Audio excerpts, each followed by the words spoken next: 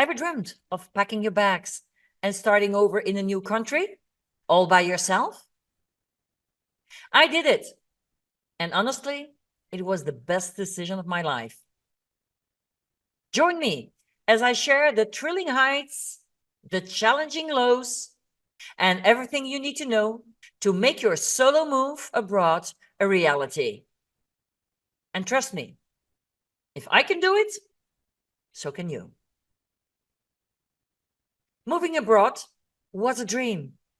It was my dream, and it was also the dream of my life partner when he was still alive a long time ago. And some of the main reasons were the following. First of all, we were living in Belgium, and in Belgium, well, it can rain a lot.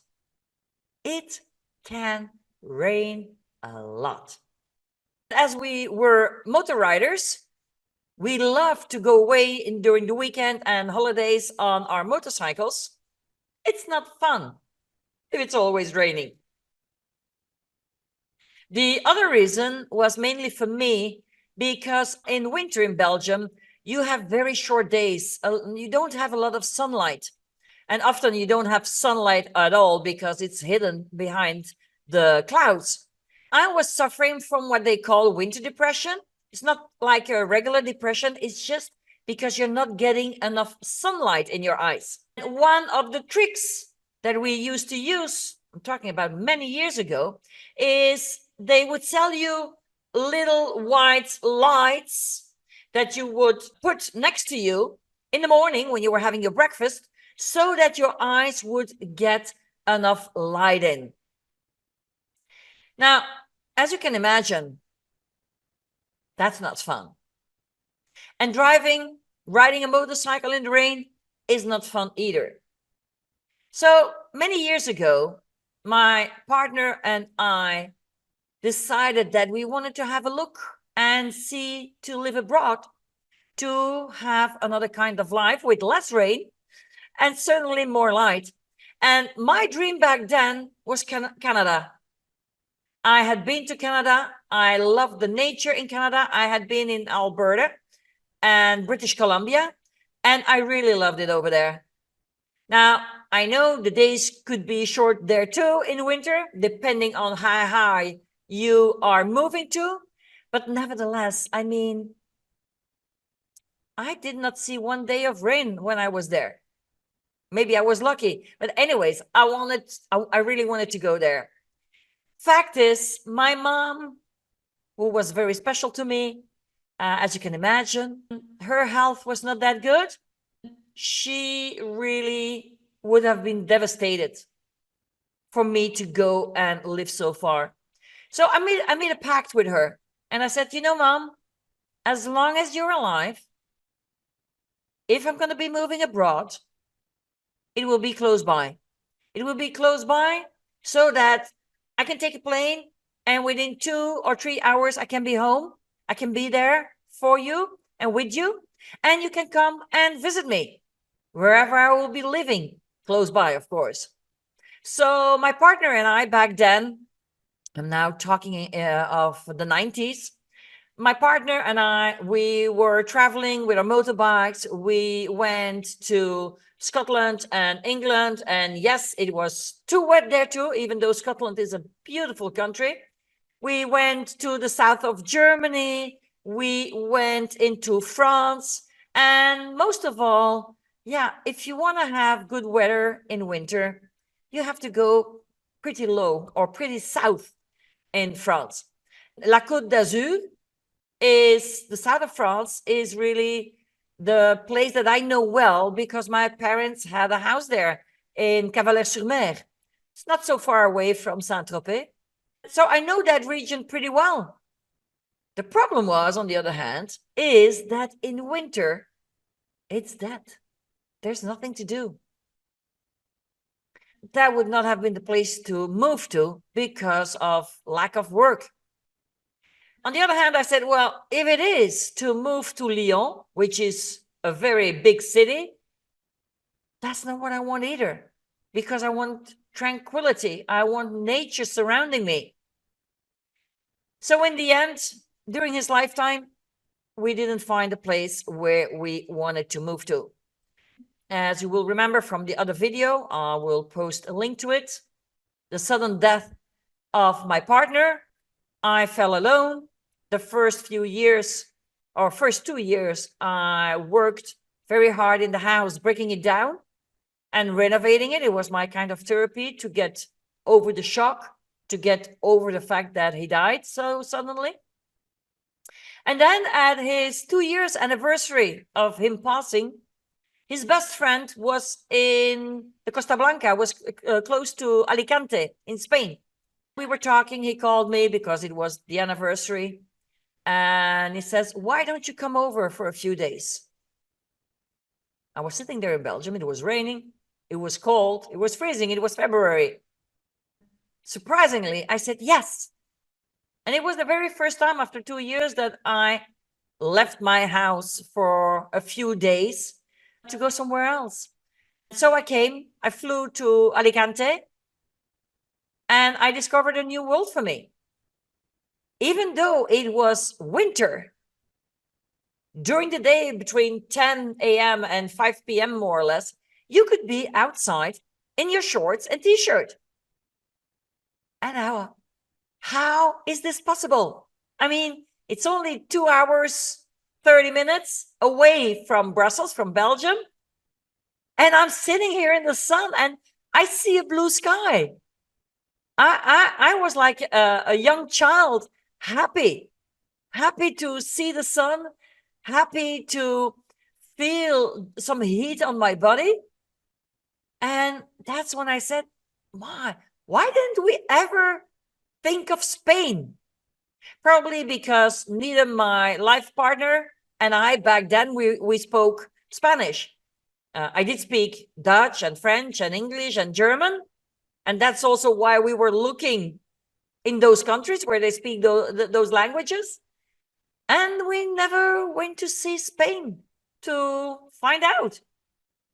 So 3 days later, I was at the airport to fly home again. And my plane was delayed. Okay, I'm sitting there waiting for the time to go by. Suddenly, I hear people speak Dutch, which is my mother tongue. And I hear people speak English. And there are more people who speak German. And I hear people speaking French. It's like a click, or like a bubble in my head says, oh my God. One, I speak all these languages. Two, it's winter and it's filled with these people here. And three, I'm a lawyer. For sure, they must have some problems now and again, either on a holiday having a car accident, or maybe they are having a house and they have troubles with the builders. I said, Spain. That's the answer to me finding sun and finding a place where I could live. So I flew back home and I was just in love with the idea that I found a place where I could move to. Of course, it didn't just happen like that. You have so many things you have to prepare and you have to explore. I will never, ever suggest to somebody, hey, you know what? Just go and buy something, go and live there, and that's it. No.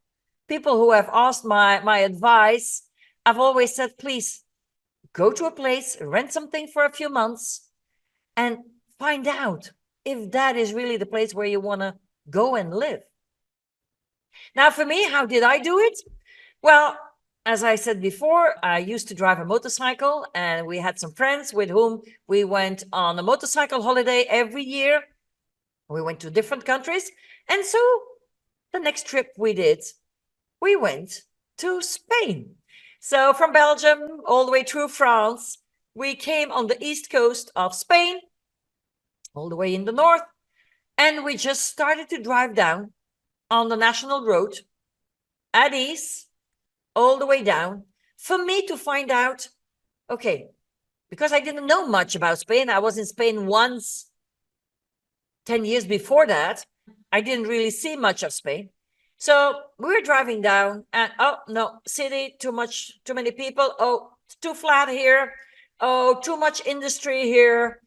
And we just kept on driving down.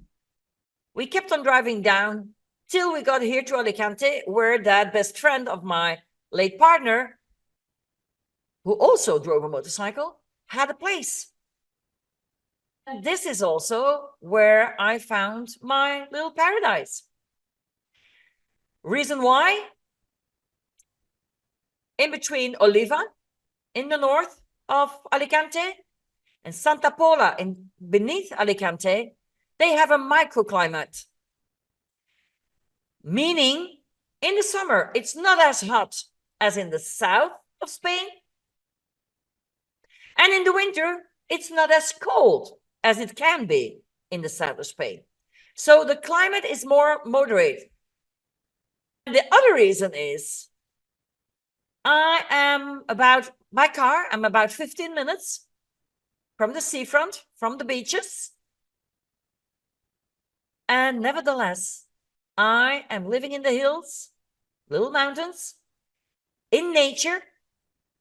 Nobody's bothering me here, meaning for noise or cars or whatever. I am here in my little paradise. Now, it didn't just happen like that. It took me about a year and a half. I think I did 7 or 8 trips, and I would just go and travel.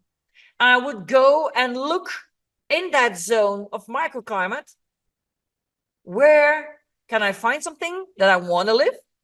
And what's around that zone? Every time I had made appointments with immobilian shops, and we went to visit things, and we visit more, and we visit more. And usually if I would be here 6 days, 5 of these 6 days would be me traveling with one or the other to go and visit places. And every time I came back, and no, I didn't find anything. And no, I didn't find this. But I kept looking. Every trip that I made to come here, I kept on looking. I started to lose hope of ever finding what I was looking for. Until one day, it was my last day that I was here in the region. I said, well, I'm a little sick from being in cars all the time and all these little roads here and there.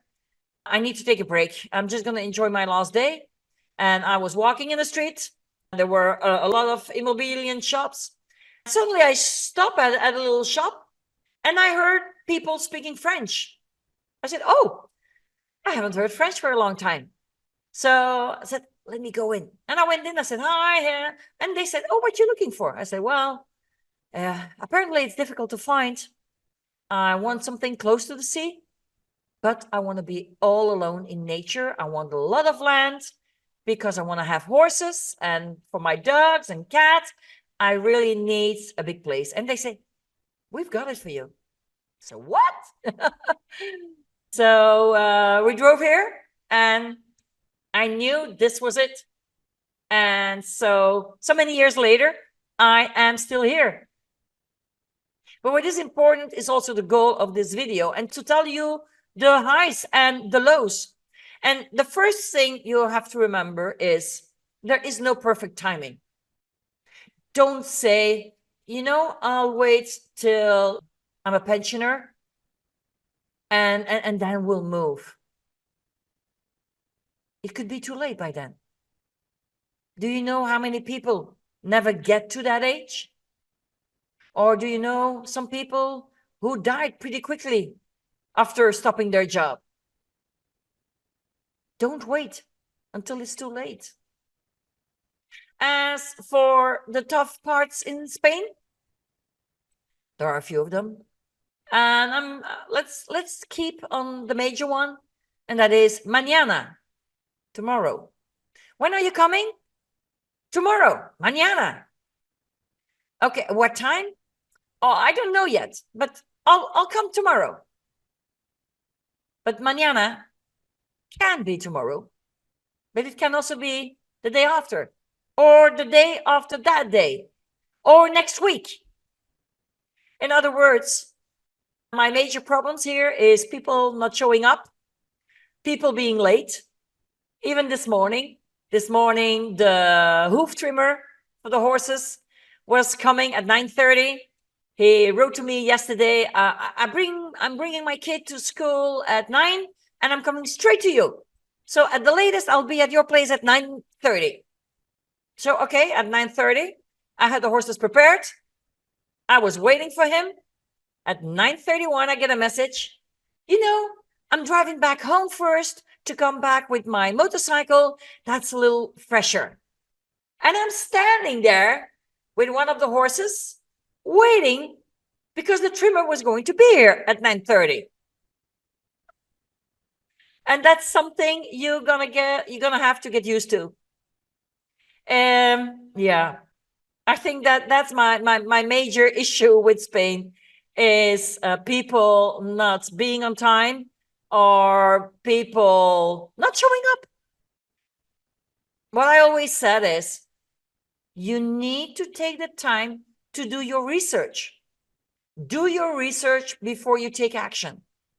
Do your research to know to which country do you want to go. Try it out before buying something, rent something. I would also say go into some Facebook groups. There is one. Move to Spain, for example, is one. Make sure to find out what is going on in the place where you want to go, what the possibilities are. Because another low of Spain is if you still need to work, well, what you earn here in Spain is a lot lower than in any other country here in Europe.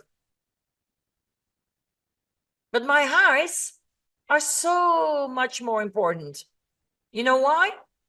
In winter, I have 2 more hours of sunlight than I used to have in Belgium. It's always light at 8 a.m. It doesn't get dark before 6 p.m. And when you live in Belgium, on the shortest day, it becomes light at 8:30, 8:40 in the morning. And at 4:30, it's dark again. It is about 2 hours of difference. So that was my number one. Because since I have been living here in Spain, I have never, ever had the blues in winter. Or the winter depressions, like they call it. I've always had my sunlight. My other high is that I have blue skies here. In Belgium, sometimes we don't see a blue sky for months. 1 month, 2 months, even more than 2 months.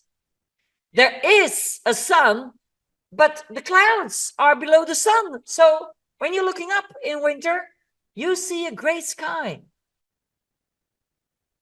And most of all, in winter, I can be outside.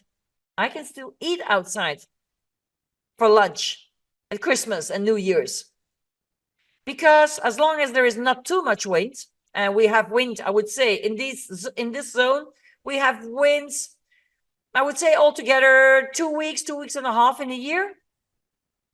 But when we don't have too much wind, you can be outside in winter, in shorts, from 10 to 5, 10 to 4:30, 10 to 5, every single day. That's paradise for me. You can still swim here in the sea at Christmas. Not in April, because the coldest months, if you can call it cold, the coldest months here are January, February. And that's also then when the sea is getting a lot cooler, also with some wind that we don't have in winter. And so in April, the sea is colder than with Christmas. Another high is the healthy foods that I can eat here. It's also a different way of eating. In Belgium, for example, at lunchtime, we usually had 1 hour of a lunch break, and then you would eat a sandwich or some bread. And when you come home at night, around 6, 7, depends what the habits are in your family. At my place, it was sometimes even 8 p.m. You would eat your big meal. potatoes, some meat or fish and vegetables. That's totally different in Spain. In Spain, first of all, they don't eat breakfast really. Before you leave the house, they maybe have a glass of milk or a coffee at their home, and they leave to go to work. And they have their breakfast, almuerzo it's called, between 10, around 10-ish, between 10 and 10:30. They have a sandwich or something for their breakfast with a coffee or a tea or whatever. And then they have their big meal at 2 p.m. If you're coming to Spain, you will see that certainly there where it's hot, they will have siestas. And most shops, not all of them, but most small shops, they will close from 2 p.m. till 5 p.m. Most schools end at 2 p.m. Children come home, family is eating, and that's when they have their big meal. And then they have a siesta. They take it easy. At 5, shops open again, except the big shops, like I said, they are open all day. And they end at 8 or 9 p.m. when those small shops close again. But then at night, maybe an apple, a little yogurt, or a little bit of ham, something small. They are not having a full meal anymore. That's at lunch. And this Mediterranean way of eating is so much healthier. So that's another reason why I love it here. Now, what do you have to do to make that dream possible? You need to get out of your comfort zone. It's one thing to prepare yourself. It's one thing to do a lot of research. It's one thing to come here on holidays and try it out. But a holiday is never how it is when you live here. And so it's normal that you're going to feel anxious. Am I going to do this? Can I do this? Do I want to do this? It's okay. But the only way to get here is to get out of that comfort zone. It's a question of pushing through whatever is holding you back. And it will also make you grow. You are becoming more and more resilient every time you try something like that. Get out of your comfort zone and try it out. Just go for it. I personally have never looked back. I have never been homesick. Being close to your family makes it easy. Now, my mom also passed away, so I could have moved later on to Canada. No, this is my paradise. And I've been to Canada 2 more times, but on holidays, not to live, because this is, for me and my body, the best place to be. And I'm not leaving here. Yes, hold on. I am leaving here. I'm moving next door because I bought the property next door from my English neighbors who had to move back to England due to Brexit problems and so on. And I am just going to move next door so I can rent out my big place here where I used to have 11 horses and 16 dogs. I have a non-profit rescue center here. And so I'm just going to be moving next door because I don't want to go away. It's too good here. But I do have other plans. I bought myself a camper van and I want to take time to visit and get to know Spain and Portugal and other countries. But this is going to be my base. This is where I'm going to stay. This is where I'll be for sure in winter. And you can have that too. So, what about you? Let me know in the comments if you have moved to another country or if you would like to. Also, let me know what's holding you back. What is stopping you from doing this? What are you waiting for? I would love to read your comments. And I also want you to remember, it is never too late to make your dreams come true.